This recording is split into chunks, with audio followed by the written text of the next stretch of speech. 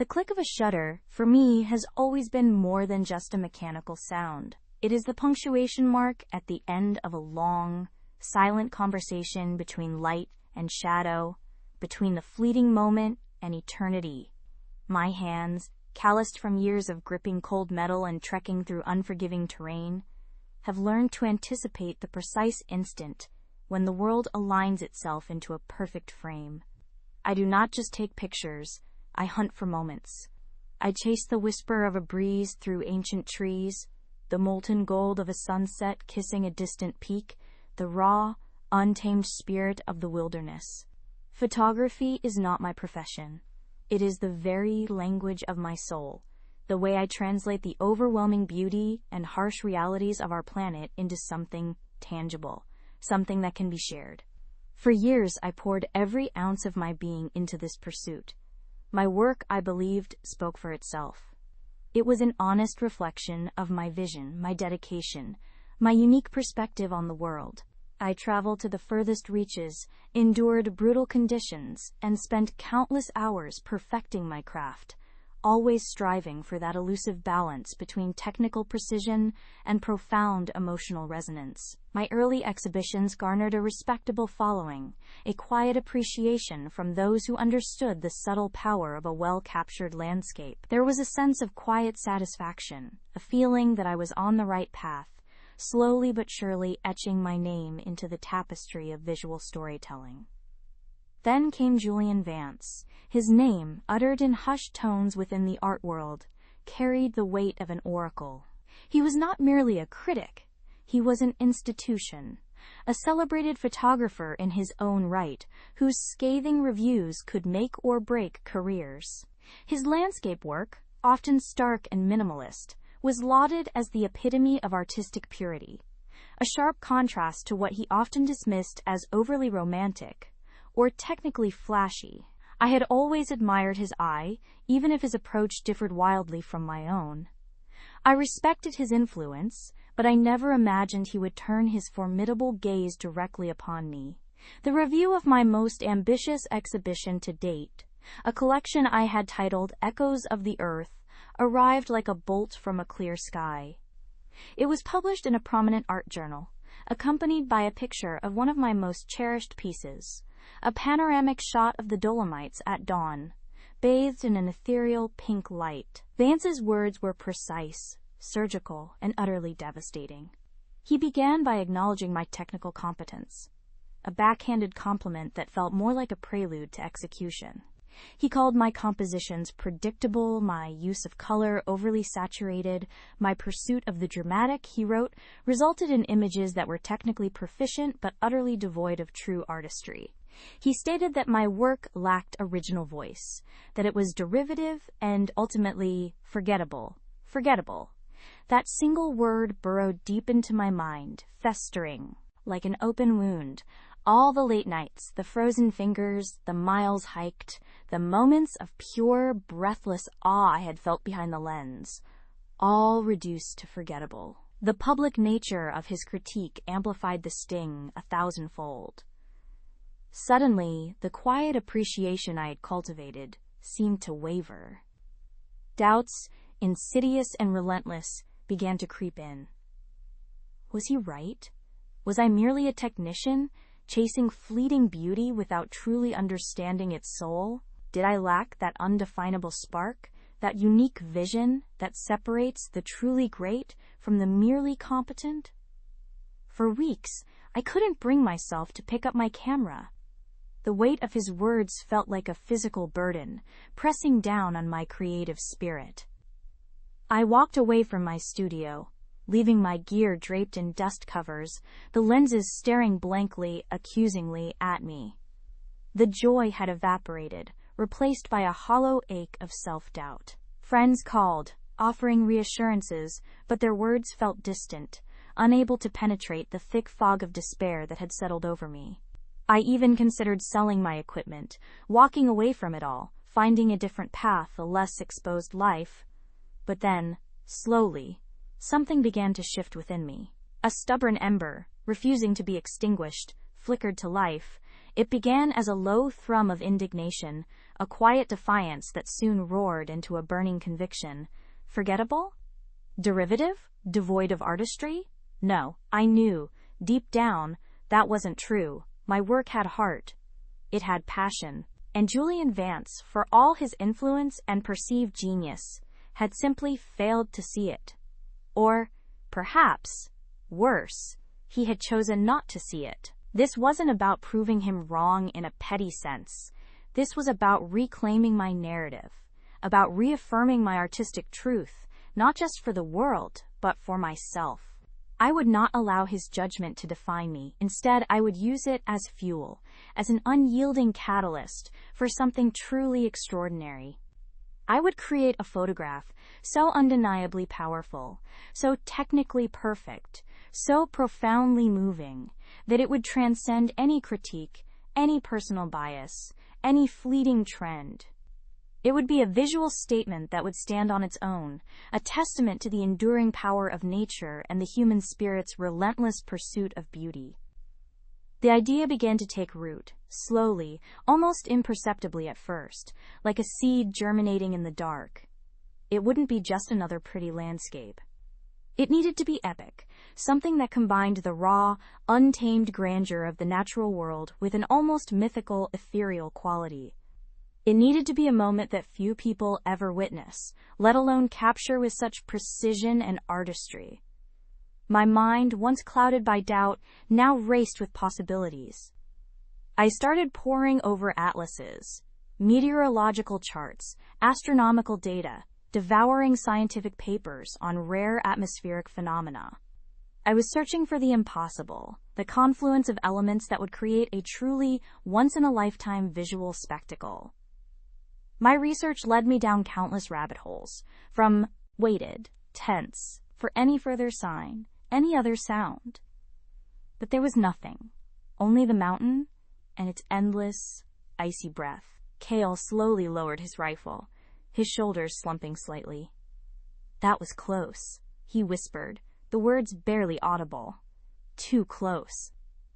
I agreed, my own body trembling with the adrenaline dump. Who sent it, and why? The questions hung heavy in the air, unanswered, unsettling. We knew our world had its factions, its desperate groups vying for control over dwindling resources, some clinging to old ideologies, others embracing new, more brutal ones. But to send an armed drone to such an extreme altitude, to hunt down two solitary mountaineers? It suggested a deeper, more sinister agenda. Someone knew we were here. Someone didn't want us to reach the observatory. Cale motioned for us to move, but not in the direction of the observatory. He pointed towards the crashed drone. We need to see what it was looking for. Or what it was carrying. His logic was sound. It was a risk, a diversion from our primary objective, but the information it might yield could be crucial. It might tell us who our new enemy was, and what they were trying to prevent us from finding. We cautiously approached the crash site. The drone lay half buried in the snow, its metallic shell twisted and mangled, wires exposed and sparking faintly in the cold air. Its searchlight was shattered, its weapons systems inert. Cale began to carefully examine the wreckage, his gloved hands probing at the damaged panels. I stood guard, my rifle raised, scanning the surrounding terrain, my senses heightened, acutely aware of our vulnerability. After a few minutes, Cale let out a low whistle. He had managed to pry open a small compartment in the drone's fuselage. Inside, nestled amongst some diagnostic equipment, was a small, sealed container. He carefully extracted it, his brow furrowed in concentration. It was a data drive, clearly encrypted, but its presence here was deeply troubling. It suggested the drone wasn't just on a patrol or a hunting mission, it was delivering or retrieving something. More importantly, he found a small, almost invisible insignia etched into the drone's chassis. It was a stylized raven, its wings spread wide, clutching a jagged lightning bolt. My blood ran cold. The Raven Mark. The symbol of the Northern Enclave, a reclusive, militaristic faction, rumored the Raven Mark. The symbol of the Northern Enclave, a reclusive, militaristic faction rumored to be far more technologically advanced and ruthlessly efficient than any other surviving group. My blood ran cold, a familiar chill that had nothing to do with the biting wind. The Enclave was a ghost story whispered around dying embers, a boogeyman invoked to scare children into obedience. They were said to control vast swaths of the northern wastes, their territory impenetrable, their borders guarded by automated sentinels and unseen traps. They never traded, never parleyed, and their rare incursions into our territories were always swift, devastating, and without explanation. They simply took what they wanted or eliminated what they deemed a threat. To find their mark here, so far south, on a drone carrying a sealed data drive, was an impossibility that had just become a terrifying reality. Kale's face, usually calm and analytical, was a mask of grim understanding. Supercell thunderstorms brewing over the American plains to volcanic eruptions under a full moon. Each possibility was exciting, but none felt quite right. None possessed that unique blend of majesty and subtle artistry I was seeking. Then, one late night, huddled over a stack of old journals and scientific papers, I stumbled upon a reference to a phenomenon so rare, so fleeting, that it felt like a myth.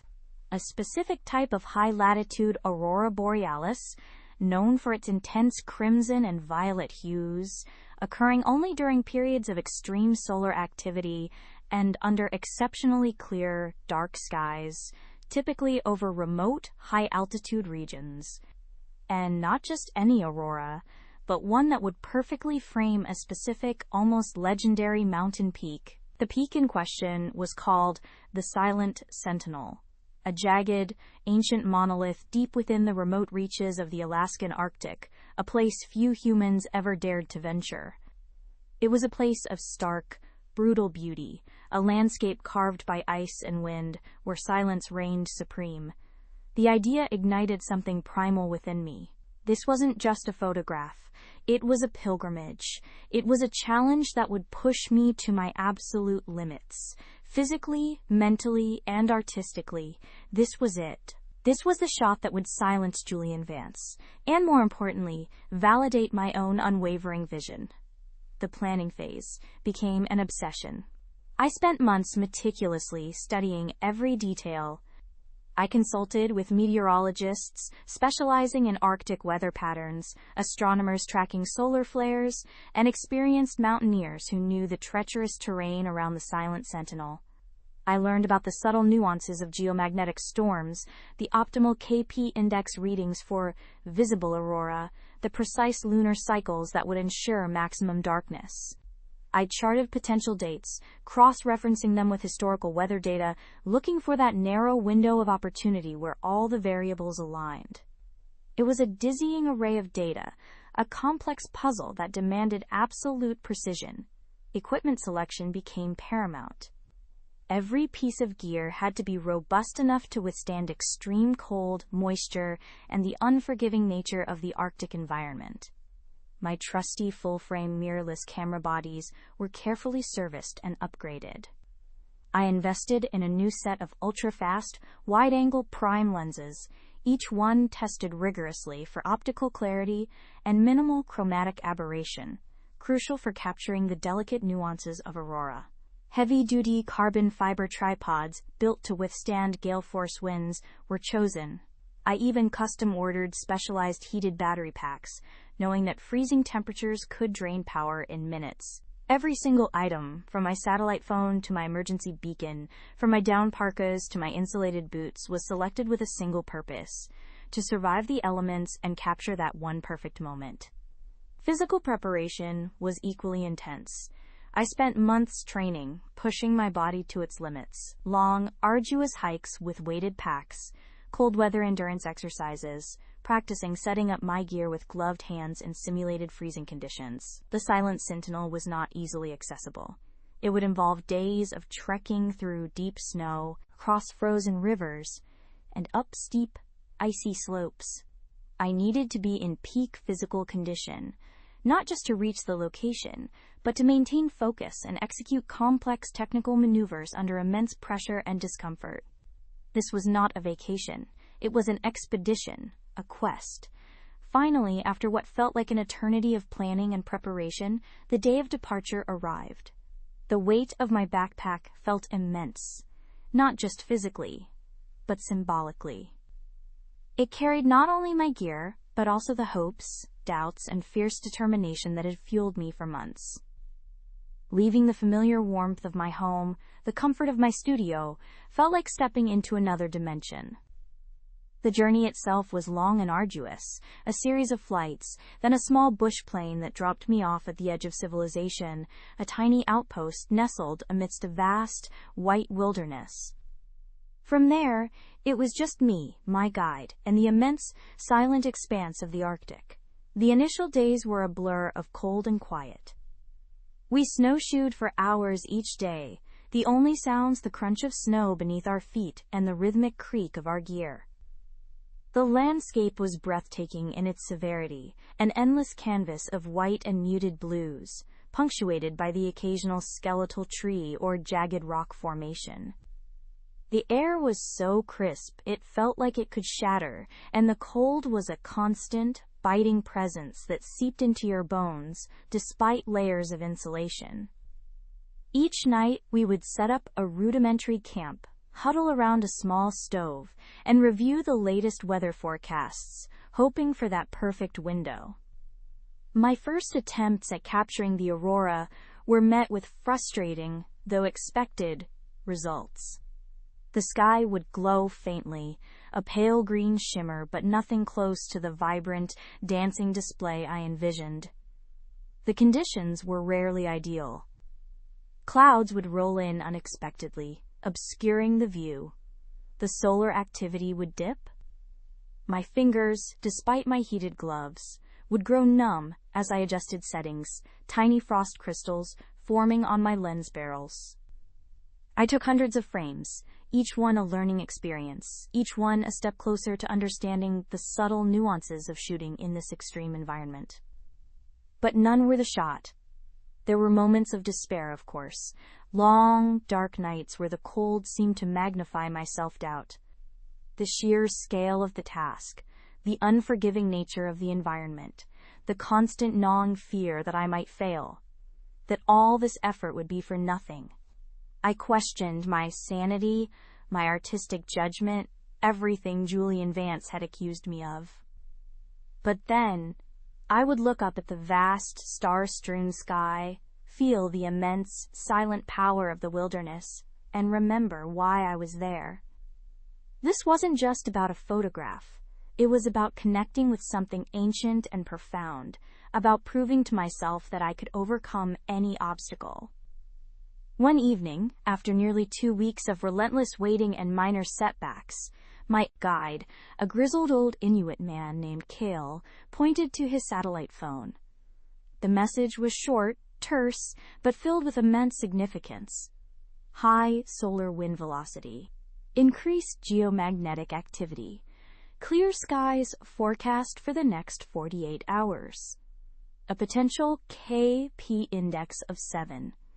The words hung in the frigid air like a prophecy. This was it. The window. My heart hammered against my ribs, a wild drumbeat of anticipation and adrenaline. We packed our minimalist gear, leaving the base camp behind, and began the ascent towards the chosen vantage point. It was a brutal climb, steeper and more treacherous than I had anticipated. The snow was deeper here, soft and powdery in some places, dangerously icy in others. Each step was a deliberate effort, my breath pluming in the sub-zero air. The weight of my camera bag, usually a comforting presence, now felt like a lead anchor, dragging me down. But I pushed through, driven by an almost manic energy. Every muscle screamed in protest, but my mind was laser-focused. The silent sentinel loomed ahead, a dark, imposing silhouette against the pale twilight sky, waiting. We reached the high ridge just as the last vestiges of daylight faded, plunging the world into a deep, velvety darkness. The wind howled, a relentless, icy force that threatened to rip us from our precarious perch. It was a physical assault, tearing at our parkas, whipping our hair into frozen tangles, and stealing the very breath from our lungs. My companion, Kale, a man whose quiet stoicism I had come to rely on, gestured frantically towards a cluster of wind-sculpted rocks just a few meters away. Our only hope for any kind of shelter. We stumbled towards them, each step a battle against the unseen currents that sought to shove us off the mountain. The ground beneath our heavy boots was a treacherous mix of loose scree and compacted ice, barely visible in the deepening gloom. Reaching the meager shelter, we hunkered down, backs pressed against the cold stone. The wind still found us, snaking through every crevice, but it was a fraction less brutal. Kale pulled out a thermos, his gloved hands fumbling slightly as he poured steaming liquid into 2 metal cups. The instant warmth of the bitter liquid was a jolt to my system, a crude but effective defibrillator for my chilled core.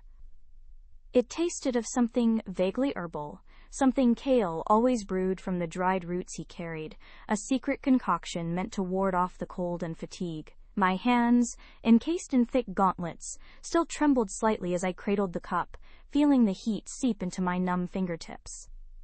I watched Kale as he took a slow, deliberate sip from his own cup, his eyes, usually so sharp and observant, now narrowed against the biting wind that still clawed at our makeshift refuge. A single bead of condensation clung to his frost-rimmed beard, a testament to the warmth within him fighting the frigid air without. We sat in silence for a long moment, the only sounds the unceasing shriek of the gale and the faint thrumming of our own exhausted hearts. The brew worked its magic, a tiny ember rekindled in the vast, cold emptiness of our bodies. My mind, previously a jumble of raw instinct and fear, began to clear, allowing coherent thoughts to surface. How long could this storm last? Our provisions were dwindling, and the relentless cold was a constant drain on our energy reserves. Every breath felt like a small victory against the mountain's suffocating embrace. Kale, without a word, reached into his pack and pulled out a small, foil-wrapped bar. He broke it in half, offering me the larger piece. It was nutrient paste, tasteless but packed with calories, a necessary evil in these desolate reaches. I chewed slowly, savoring the faint, artificial sweetness, forcing my body to accept the fuel it desperately needed. We had been on this unforgiving peak for what felt like an eternity, though the chronometer on my wrist insisted it had only been a few days. Days that stretched into weeks in the brutal calculus of survival. Our mission, whatever faint hope it had once represented, now seemed a distant, almost forgotten dream, overshadowed by the stark reality of our immediate predicament. The light, what little there was fading rapidly. The sky, a bruised, purpling canvas, promised a night of even greater ferocity. I shivered, despite the hot drink and the meager calories. It was a deep, bone-aching cold that permeated everything. A cold that felt sentient, actively seeking to extinguish any spark of life. Kale finished his paste, meticulously rewrapping the remainder. He then pulled out a small, battered map, its edges frayed from countless similar inspections. He held it close to his face, shielding it from the wind with his body, his gloved finger tracing lines I could no longer discern in the gloom. I knew what he was looking for. Our objective. The high-altitude observatory, a relic of a bygone era, rumored to contain data vital to the survival of our fractured civilization. A desperate gamble, conceived in the hushed, flickering light of underground bunkers, a last-ditch effort to understand the celestial anomaly that had plunged our world into this perpetual twilight and ice age. A fool's errand, some had called it, and in moments like these, huddled against a freezing rock face, I was inclined to agree. Kale lifted his gaze, meeting mine. His eyes, though weary, held a familiar, unyielding resolve. He pointed towards a jagged ridge, barely discernible through the swirling snow, then made a sweeping gesture to the left. A subtle shift in the wind, a momentary lull, allowed his voice, rough and low, to reach me. Not far. He mouthed the words, his breath misting in the air. His meaning was clear. We had to press on. Staying here meant freezing. Moving meant a chance, however slim. My heart sank. Every fiber of my being screamed for rest, for warmth, for an end to this relentless torment. But Kale was right. We couldn't stay. The meager shelter offered by these rocks was temporary, a band-aid on a gaping wound. The wind would eventually find every crack, every weakness. We would succumb. The thought spurred me, a cold fear cutting through the exhaustion. I nodded, pushing myself up with a groan, my muscles protesting every movement. My parka crackled with ice, stiff and unyielding. Kale was already reshouldering his pack, his movements economical and precise, honed by years of surviving the impossible. He checked my bindings, tightening a loose strap on my boot, his touch firm and reassuring. This was Kale's way.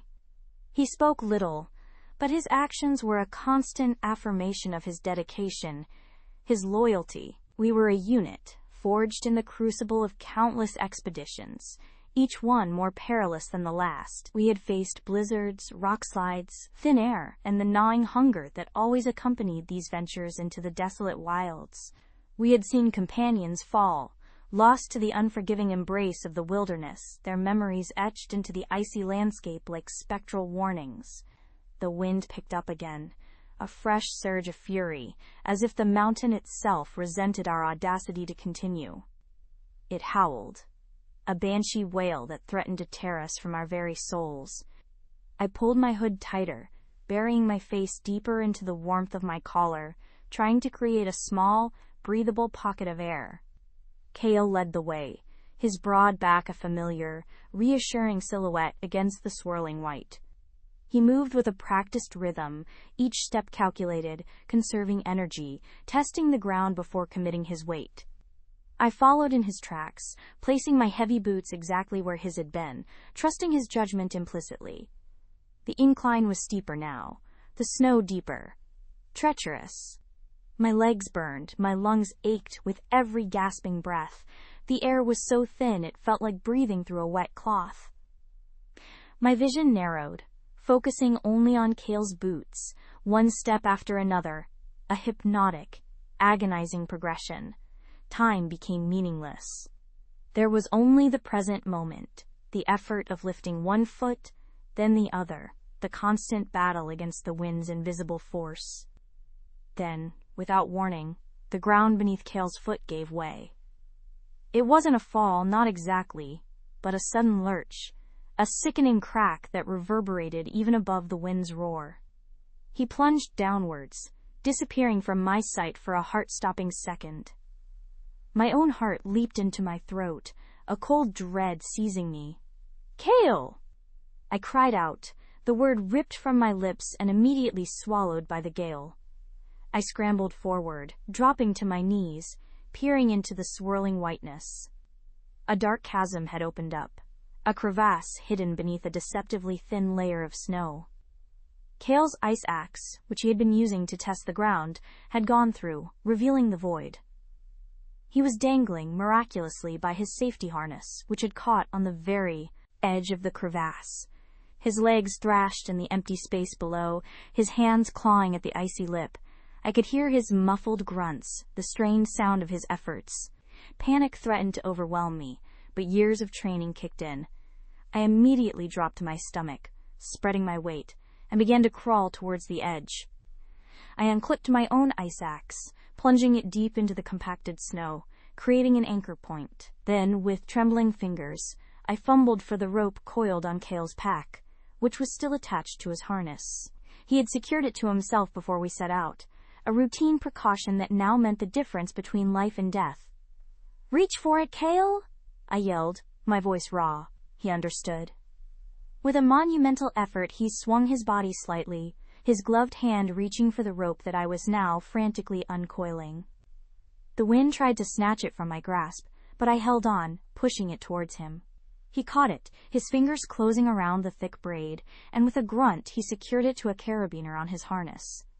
Now, the hard part. Pulling him up. I braced myself, digging my heels into the ice, winding the rope around my gloved hands for purchase, Every muscle in my body screamed in protest as I began to pull. Kale, to his credit, was also pushing with his legs against the icy wall of the crevasse, trying to lessen the strain on me. It was a slow, agonizing process. The wind hammered against my back, trying to dislodge me, trying to send us both tumbling into the abyss. My lungs burned, my vision swam with exertion. Inch by agonizing inch, Kale ascended. His face, when it finally appeared above the lip of the crevasse, was pale and grim, streaked with ice and snow, but his eyes held a spark of grim determination. He scrambled over the edge, collapsing onto the snow beside me, panting heavily.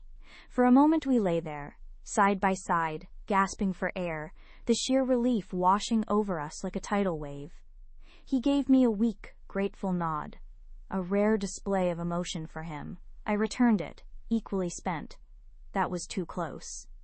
I managed to croak, my voice hoarse. He simply squeezed my arm, a silent acknowledgement of the danger we had just faced and overcome. We rested for a few more minutes, allowing our hearts to slow, our muscles to recover from the intense strain. The crevasse, a gaping maw in the white landscape, was a stark reminder of the mountain's indifference, its constant threat. When we finally stood again, the wind seemed to have momentarily abated, a brief reprieve after the near disaster. The faint light of the moon, now visible through a thinning veil of clouds, cast an eerie, silver glow on the snow-covered peaks around us. It was a beautiful, terrifying sight, a landscape of stark contrasts and brutal majesty. Kale pointed ahead again, his finger indicating a slightly less steep path, skirting around the newly discovered danger. We would have to be even more careful now, testing every step. As we resumed our ascent, a thought gnawed at me. Why were we doing this? For a few lines of data? For a long-shot chance at understanding the celestial event that had brought our world to its knees? Our world, once vibrant and teeming with life, was now a frozen husk, its population decimated, its cities buried under layers of ice and snow. The few remaining pockets of humanity clung to life in underground shelters, rationing dwindling resources, their hopes pinned on desperate ventures like ours. I remembered the briefing, the hushed tones of the council elders, their faces etched with despair and a desperate, fragile hope. They spoke of the anomaly, a vast, dark cloud that had appeared in the sky years ago, slowly eclipsing the sun, turning our vibrant blue planet into this perpetual winter wasteland. They spoke of the last known high-altitude observatory, built before the cataclysm, its instruments designed to peer deep into space, potentially holding the key to understanding the anomaly, perhaps even finding a way to reverse its effects. It was a slim hope, a whisper in the howling wind, but it was all we had.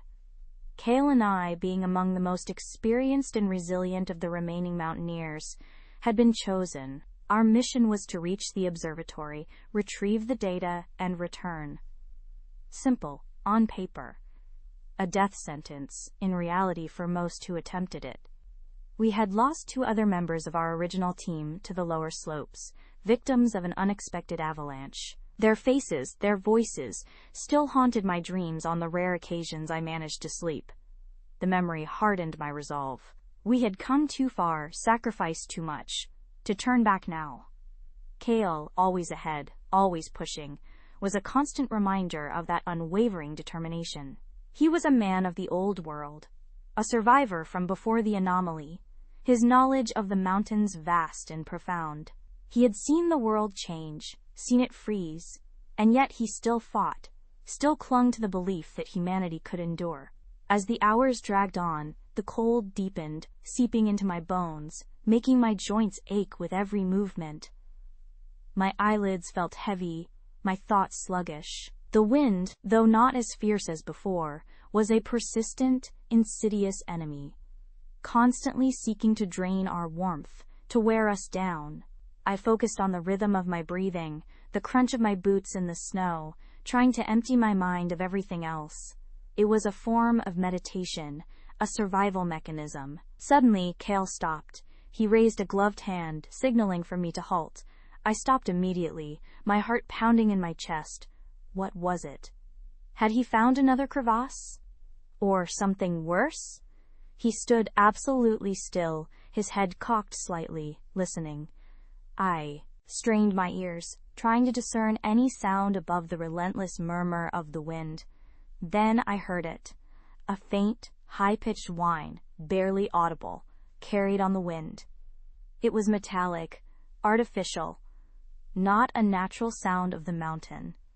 My blood ran cold. Could it be? Was someone else up here? Or something?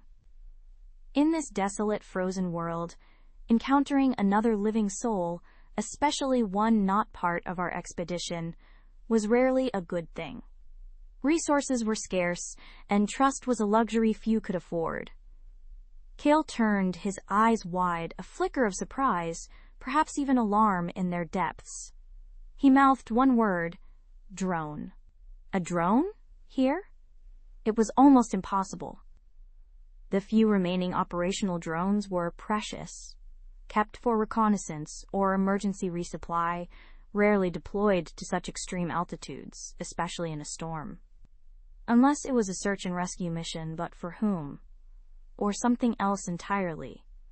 The whine grew louder, more distinct, cutting through the wind's lament. It was approaching, rapidly.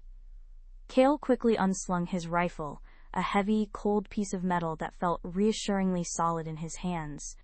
He motioned for me to take cover behind a small outcropping of rock, pulling me with a surprising urgency. I scrambled behind the icy shelter, my own rifle already in my hands, my heart hammering against my ribs. We crouched low, peering over the edge of the rock. The drone appeared moments later, a dark, angular shape against the pale moonlight, its rotors kicking up a flurry of snow. It was larger than any reconnaissance drone I had ever seen, more like a heavy cargo variant, but armed. Two small, blinking red lights on its underside confirmed my fear. It was equipped with weaponry. This was no rescue mission. It hovered for a moment, its sensors undoubtedly scanning the immediate area. My breath hitched in my throat. Had it seen us? Were we exposed? Cale remained utterly still, his rifle aimed, his finger resting lightly on the trigger. His face was a mask of grim determination. He was ready. The drone slowly began to descend, its powerful searchlight flicking on, sweeping across the snow. It was searching for something, or someone. The beam danced perilously close to our hiding spot, illuminating the snow just meters from us. I pressed myself further into the rock, trying to become one with the ice. Suddenly, Cale fired. The crack of his rifle, muffled by the wind, was still deafening in the sudden silence of our ambush. The drone lurched, a shower of sparks erupting from its side. It let out a high-pitched shriek, a sound of mechanical distress, and began to list, its rotors sputtering. Cale fired again, a precise, deadly shot that struck one of the main rotors. With a final, agonizing groan, the drone tumbled out of the sky, crashing into a snowdrift further up the slope with a muffled thud. The silence that followed was profound, broken only by the continued wail of the wind. We